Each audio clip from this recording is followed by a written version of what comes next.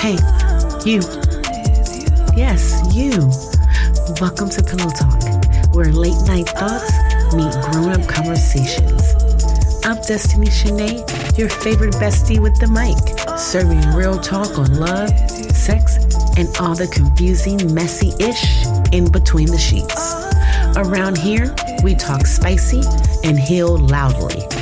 We don't fake the vibe, and we damn sure don't fake the orgasms.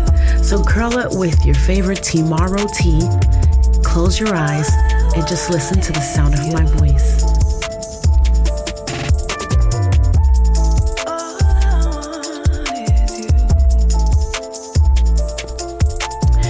Welcome back to Pillow Talk Sexies and Lovers. Tonight, we are going so deep that I'm either going to have everybody want to come on and talk about this subject, or y'all gonna be mad at me and be DMing me, right? But check this out. We're gonna go beyond dating apps. We're going beyond who's right and wrong. We're actually going to go into what nobody wants to talk about. But I am going to start saying this. Yes, I'm getting ready to throw black women and black men under the bus. I am. Because I want you guys to really talk about this. And I want y'all to think about it. The type of black men women say they want, many aren't ready for, right? Right. And the type of women black men say they want, they're not ready for, because nobody is doing the healing. Right. Y'all go back and listen to that podcast, Dating While You're Healed. Dating being healed is so much cleaner. Yeah. It's like eating clean. It's like when you want to detox. Right. And you guys are doing a detox. How do you feel right after your detox? Yeah. When your detox is over, you feel really good. Your body feels good. So that's what dating should be like. It should be completely healed. So many of us, there was no father in the home, no blueprint for what love, leadership, or security even looks like.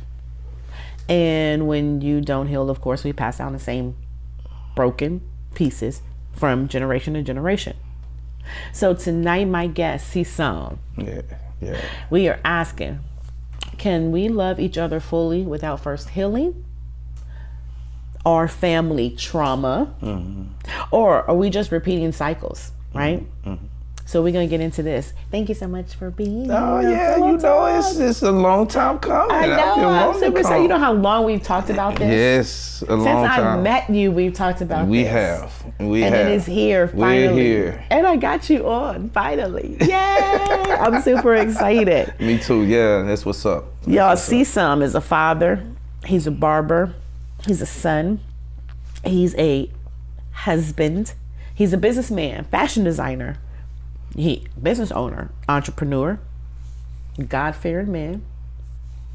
Did I leave anything out? Friend. Oh my goodness, he is a friend, because he's a friend to my king, but he has became a friend to me, because we have set up many of nights in the studio, talking, running ideas, just really vibing, just really being real with each other. But let me tell y'all something. Let me tell y'all what he said to me one day. And I went back home and told on him too. And my kids laughed their butt off, because they was like, wow. After watching me for like 2 seconds, they was like, wow, it's so true. So we was sitting out talking. Remember this? We were sitting talking. And you said to me, wow, you really do talk with all the muscles in your face. That's it. Yes, and I hollered. Oh, we busted out laughing. And my king was like, yeah, because she's from that side of the land. She's so proper. And I busted out laughing. And I was like, I do, don't I? Damn. I had to look at that. I do. I talk with so many muscles in my face. So guys, that's how far we go back. we go back. Wow. But tell everybody about you. Tell them about your businesses. Tell them everything that they need to know about everything you said. But we elaborate on the chocolate state of mind. Yes. That's the movement. That's the clothing line. The clothing line is to promote the movement through it. So chocolate state of mind means chocolate come in all colors, but everything comes from chocolate. So what it's doing is it's letting everyone know that we all come from the same tree, the same root. Absolutely. You know what I'm saying? And it's also letting black people know, people of color know, you birth the world. Amen. You know what I'm saying? Yes, So yes. that's your power. So I'm trying to, through this movement, trying to get people to understand on all facets. So this is not just for Black people, because when they see chocolate state of mind, they either think it's a candy thing, or they think it's, and they look at me and they say black man bald with a beard, nah, that ain't candy. You know what I'm saying? It's something else, you know, so I look militant, so they think I'm, I've had white people tell me, you know, I can't say chocolate, I can't be in chocolate state of mind, I can't wear that. I said, yeah, absolutely you can wear it. You come from chocolate. You know what I'm saying? Oh, you're right, like white chocolate. Exactly. Hello. Chocolate comes so in it's just letting everybody know. It's like a little history lesson, a little biology lesson, excuse me, through apparel. Right. So then I'm a barber. So I've been doing that for since middle school, but professional since 2001. Really? You know what? You're right. Because we did have people in high school cutting each other's hair. So you're right. You're right. I was that dude making money on the porch in 7th, 8th grade. You know what I'm saying? Cutting people in the neighborhood that still come to me today. Oh wow, that's you know what I'm saying? But I'm a barber. I got the movement. I'm an actor. Oh, we didn't say that. Oh my God, actor, I forgot. You know what I'm saying? Yeah, I knew man. I was gonna forget that. I'm a musician in retirement. I'm in the back. Okay, I but forgot that they pull too. us in and out. We double Dutch. Right. We double Dutch. That's we so get true. in and out. That is you so know, true. it ain't gonna never It's a leave full me. I'm on the executive side, Oh, yeah, like that's my right. boy Yes, you say. are. Yes, you on the are. executive side, but I still write. I still sit up at night and I write probably almost every day. Okay. You know what I'm saying? Oh, you are a manager, artist manager. Yes, you are a manager. So it's so many things. I wear a lot of hats. Absolutely. I wear a lot of hats. Absolutely. But my main thing is promoting my people from a positive standpoint and from a accountable standpoint. That's my move. Absolutely. That's me. Absolutely. I'm an accountable type of person. I expect. I'm a Capricorn too, so I got high expectations. Yeah. You know, high standards type shit that I have to check myself on, so I won't be. Capricorns are fun. Capricorns like to be. Capricorns like drama free. They like openness. They like to just be free and I mean be about the business, but they just like to be free. Don't come over here with no drama. Don't bullshit. I'm not a bullshitter. No bullshit. And if anybody know me, I ain't never been a bullshitter. Like I may not have done everything correctly, but I ain't never been a bullshitter. You know what I'm saying? Like you ain't gonna never catch me nowhere bullshitting. So that's who I am. Like I said, a father too. I love my kids to death. That's my everything. That's the one thing that I know can't leave me. You know what I'm saying? Amen to that. And that's exactly what you know what, that is good. I need to start saying that because people kind of look at me and my kids' relationships like, it's too much. Yeah. Well, guess what? They're the one thing that cannot leave me, you said. Yes. Because guess what? I'm never leaving them. And then guess what? Even though you can get mad and you can go way across the planet. Correcto. You still mine. Correcto. So I say that because ain't no woman yours and ain't no man yours. Absolutely. Y'all are just together until. Absolutely. That is it's so true. And right now, nowadays, it's so easy. Yeah, it is. It's so easy. And I have to say I'm part of that because why do I have to stay and deal with the stress and drama? Why do I have to stay in a relationship and you keep disrespecting me by cheating on me or by beating on me or by doing something that crosses my boundary? Yeah. That's one thing we need to normalize. Stop staying just to say you've been married for 15 years. I've been married 13 years. It broke my heart to divorce that man. Yeah. But for my mental stability, and not only mine, but for my kids' mental stability. They didn't need to see that. No, he didn't beat me, but it was a mental thing. It was mental abuse. Yeah. My kids didn't need to see that. So now they're gonna grow up and be the same little assholes that he is, all because I allowed that. Yeah. And now what is my mental gonna be? When they get up and grow off and have families, now where does that leave my mental? Yeah. So I had to think about that. It was the hardest decision. That was one of the hardest decisions of my life, but I had to. And it was the best decision, of course, of my life. Right. But again, There's no way I could have never not made that decision. I think after being I was married 17 years. I was with her 20. But I think after going through that, I looked at things differently. You know what I'm saying? Because I was one of them that the captain don't lead the ship type shit. I'm there even if I'm not happy. You know what I'm saying? So I would sacrifice and would have sacrificed my happiness further if she hadn't left. Correct. But I feel like now, and that's why I said what I said, the only thing that's tied to you is your kids. That's the only thing that's yours. Absolutely. Outside of that, that woman is not yours and that man is not yours. So it made me start thinking like that. Like, cause that really crushed my spirit, my heart, to lose my family like that. And I wasn't beating her, you know, it wasn't, and so I'm not even gonna go so deep into what we had going on. It's just, we got married young, and I did too. And I'm, again, Capricorn, so we achievers, we like to go and get. So I went fast, you know what I'm saying? And I kind of drug her, cause she come from a way slower situation. I was, nah, we can do. Let's go get. Let's go. Let's go. So I think, like I said, after when she left like that, and it showed me how easy people, you know, how easy it is to leave a relationship, and it let me know that ain't nobody yours. It may, because you know a lot of people say that's my wife, right? That's my husband, right? Yeah, sure. He's with you and she's with you.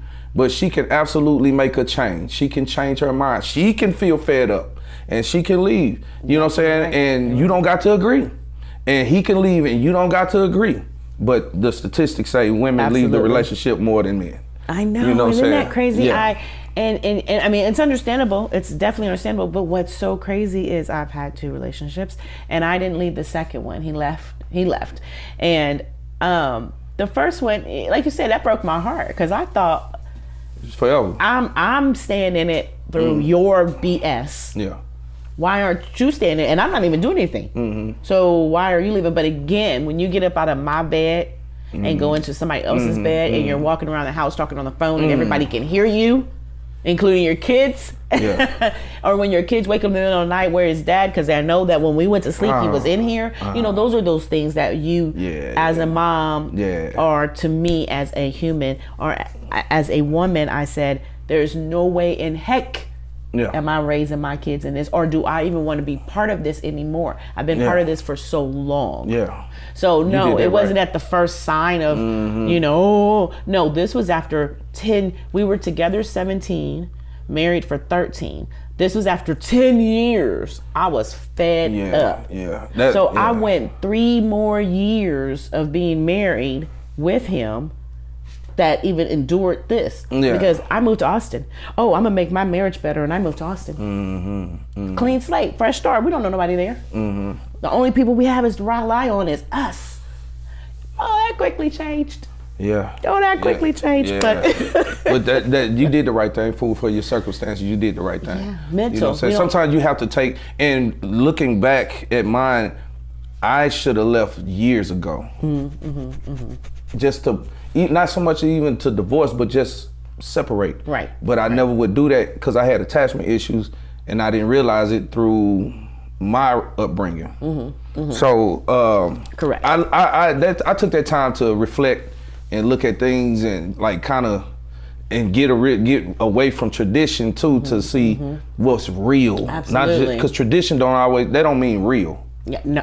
That don't mean real. You know what I'm saying? No, it doesn't. They act like that's real, but that's what they're doing is acting. It's not real. And sometimes tradition also means, to me, tradition. What does the word tradition mean? The same thing over and over again, right? Yeah. So if you are traditionally dating, traditionally being in a relationship, that means you're picking the same relationship over and over and over again. So you have to break tradition in order to get the right. If you did it 3 times, 4 times, 1 time, and it wasn't right, why would you grab the same thing again. Right, because you haven't healed. Same small shoe. You said it, because it hasn't healed. Correct. You haven't closed those doors. Absolutely. From the last situation and the situation before that and the situation. We don't, in our culture, we're not taught how to properly date anyway. No. You know what I'm saying? No, Because like when you go back to it's comedy, but coming to America. Yes. Like he was saying, he was saying, hey, we choosing the woman for you, and I love you know arranged what I'm saying. And I wish I would have been because in arranged marriage. they going off of what you are. Absolutely. You know, daddy, they've studied you for X amount of years, and they were like, he's this or she's that, and he's so then they looking for the type of king or the queen to that suits you. Exactly.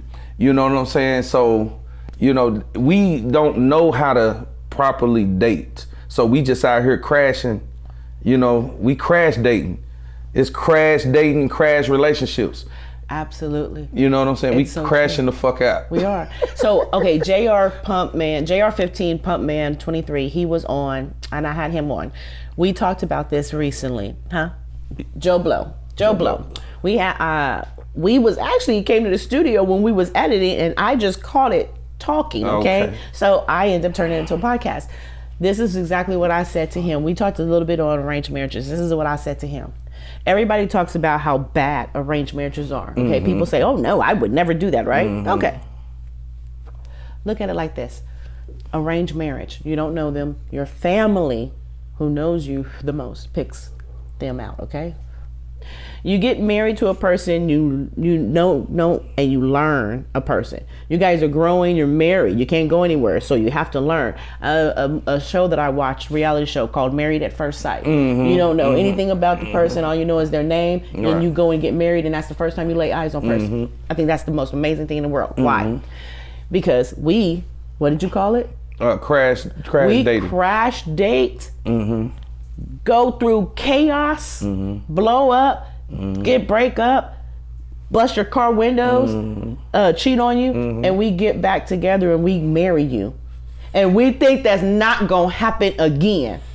So what I'm saying is arranged marriage, for all you think that arranged marriages are crazy and stupid, think about this. I think the other way we do it is stupid. Yes. We date somebody, know they're deranged, know they're crazy, see they're crazy, and marry them and think that's going to change them without even going to counseling, marriage counseling. Let's not talk about marriage counseling. And I think counseling is supposed to come from like family, people who know you.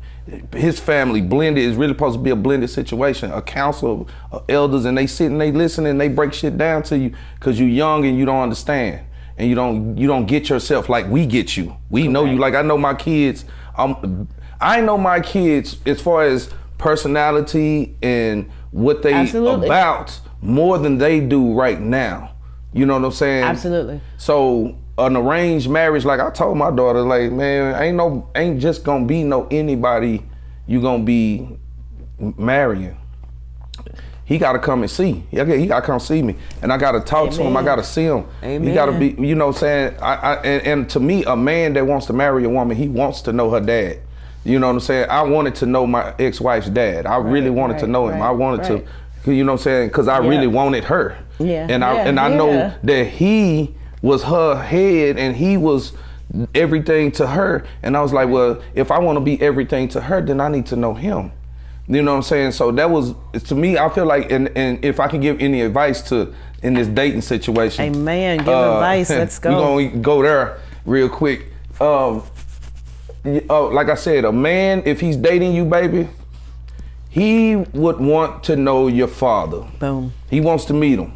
Amen. If he don't want to meet your daddy, that is a red flag. Oh. If your daddy is there.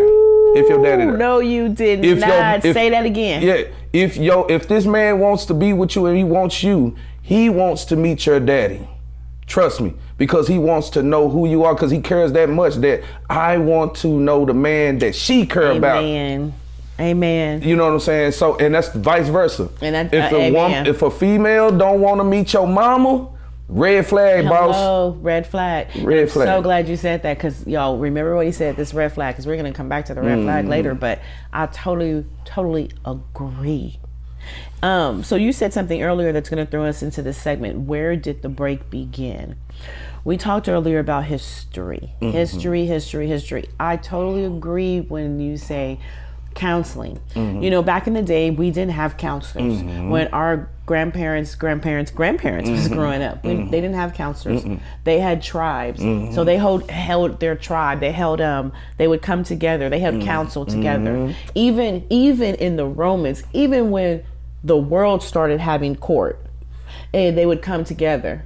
You know, the highest, the eldest that knew the cities, the laws, the land, they would come together, and that's how court really started. You know, we all know that.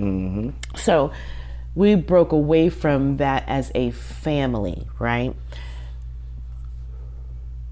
I think the Black family didn't start it didn't start with the social media. Hello, right? We didn't have social media back then. But now our social media tells us what we should be doing. And I'll for the life of me never understand that. But let's go back generations. So slavery and family separation. During slavery, Black families were deliberately broke apart. We said something earlier. What did we say about white people? The white man coming in and deliberately breaking apart families. This was slavery. Y'all know before slavery, if you guys don't know this, you got to do your research. Before slavery, we own houses. We own land. We own that stuff, because y'all do know that Christopher Columbus did come in and steal something. Okay, if you don't know that, please look at your history. But we own these things. The white man came in and dragged our men into slavery. Nobody was born into slavery. God. Right. Jesus, who you pray to, did never, ever, ever say to you there were slaves. They never said to you, these Black people are your slaves. And we just went with it. So husbands, wives, children, everybody was sold apart. We talked about that. Is that not the same thing right now? Is that not what we're doing right now? Yeah, exactly what we're doing. We got our women are selling out to the system, because they want, now the system is starting to tighten up with Trump situation. Absolutely. But I think it's on the back end, it's a good situation.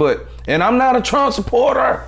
I'm not that. I'm just he has some great points. I'm a realist, and I ain't finna just go with somebody just because they in a party. Right. You know what I'm saying? But they, you know, the women are selling out, and the men they sold out too. You know what I'm saying? To the streets. Yes, absolutely. So, and being away from family and not cultivating a family, not knowing how. But it go back to like what you were saying with when that white man kicked that dough in on the slave plantation and took his wife out of his arms. That right there started enmity between the Black woman and the Black man. Yes, it did. You know what I'm saying? And it ain't got right sense. And it hasn't. And then you were going to throw in Jim Crow.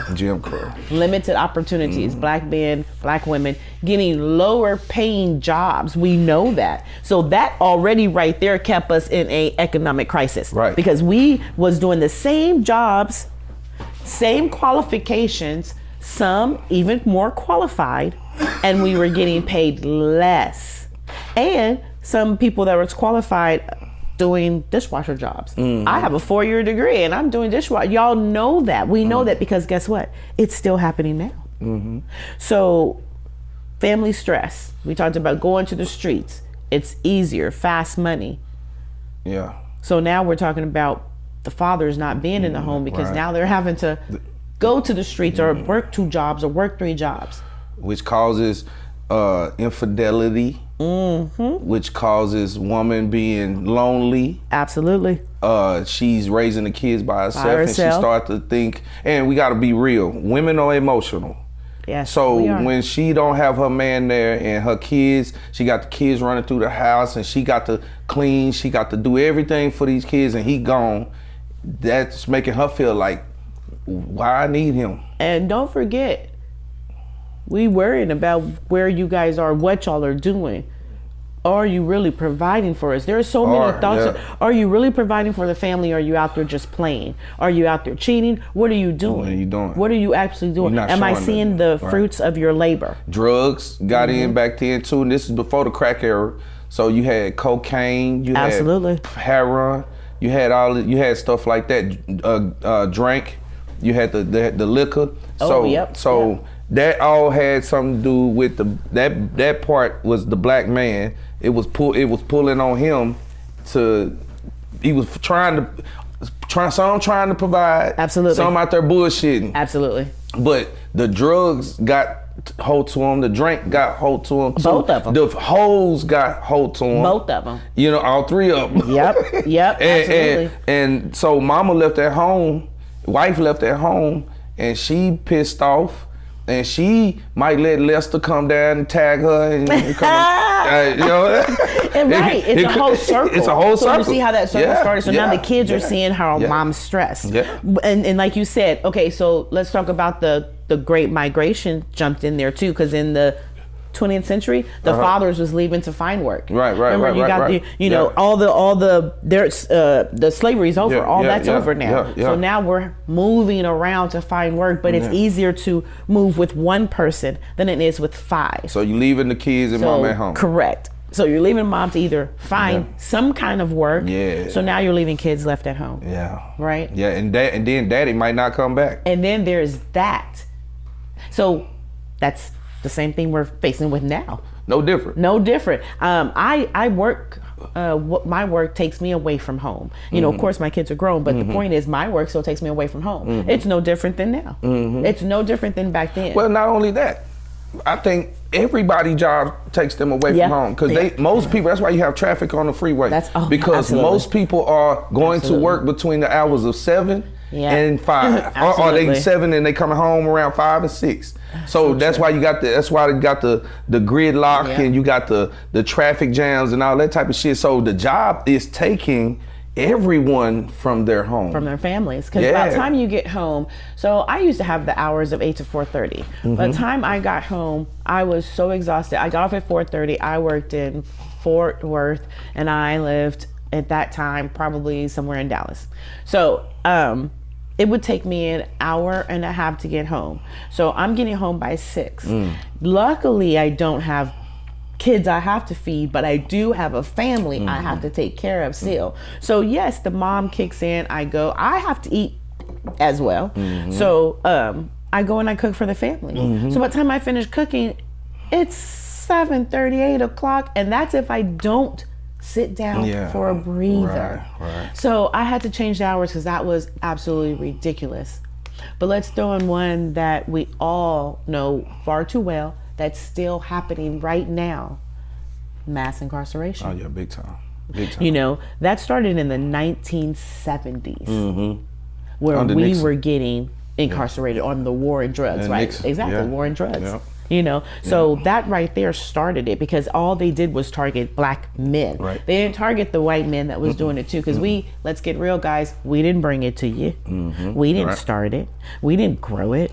We didn't make it. We don't have boats to get this in. I know everybody says this and everybody hears that, but I'm going to keep throwing it in there until it's printed. Because we didn't start this. We know that. We've seen the movies. It's real. So it's still going on right now with the mass incarcerations. Now it's out of control.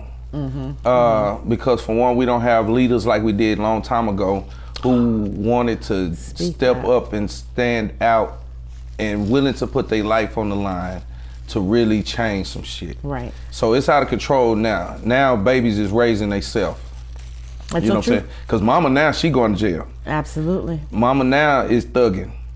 Mama now gangster. So it's because the mama now gets younger and younger. Yeah, she's younger and younger. And grandmama is young. So, you know, so now you got 30-year-old grandmama, 30-some-year-old grandmamas. Yep. You know what I'm saying? I knew quite a few growing up. Yeah. I was like, that's your grandmother? Yeah. So who is that? It's my mom. Yeah, your look mom like your sisters. is like 5 years older than us, I think. You know? Yeah. I know a 12-year-old, no, she was 13. She had her first baby at 13. And now she got 2. She had the next one at 15. Yeah. It doesn't stop. It doesn't stop if you don't break the cycle. And her mama is, so you got mamas now that smoke weed with their kids. With their kids, yeah. You know what I'm saying? It's one thing, and I'm not, people say, you don't never supposed to smoke weed or drink with your kids. I feel like once you get grown, y'all do it responsibly, but I ain't got a problem with it. But when they right, kids, we're talking about they're in school. They're in high school. And you are drinking and smoking with your child. Yeah. You know what I'm saying? Now, cause I got a customer. If this hit home for you, or you know someone who needed to hear this, go ahead and follow Pillow Talk wherever you get your podcast. Spotify, Apple, YouTube, all of that. And for the behind the scenes tea, bonus confessions, and some unfiltered laughs, follow and subscribe to Let's Talk at Pillow Talk on YouTube. That's where the real combo continues. Want to slide in my DMs or just need to vent? Email us at letstalkatpillowtalk@gmail.com. You've just been wrapped in the warmth of Pillow Talk. Drift off knowing this. Your heart deserves peace. Your love deserves presence. And you deserve someone who shows up for you. Until next time, sleep soft, speak your truth, never shrink to be seen, and let them earn your energy. I'm DestinyShanee. Thanks for calling up with me tonight.